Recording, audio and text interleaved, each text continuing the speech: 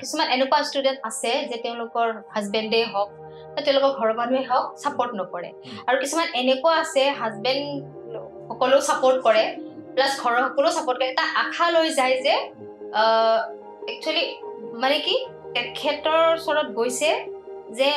যিমানখিনি ইনভেষ্ট কৰিছো তাৰে পৰিণামটো যাতে ভালদৰে হৈ আহে সেই আশাটো পঠায় কিছুমানে ছাপৰ্টো নকৰে যে ইমান পইচা খৰচ কৰিম তই পাৰিবি নে নোৱাৰ এইটোও ভাবিব নালাগে সদায় এটা পজিটিভ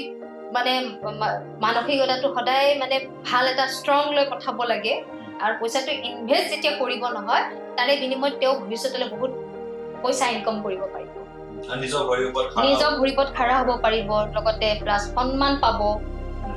নিজৰ এটা নাম হ'ব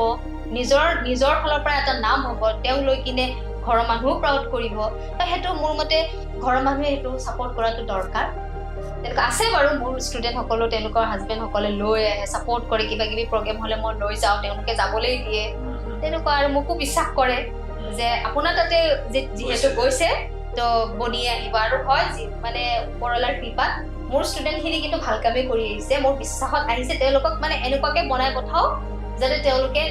নিজৰ ভৰিৰ ওপৰত খাৰা হৈ যাব পাৰে আৰু নাম সন্মান যাতে ল'ব পাৰে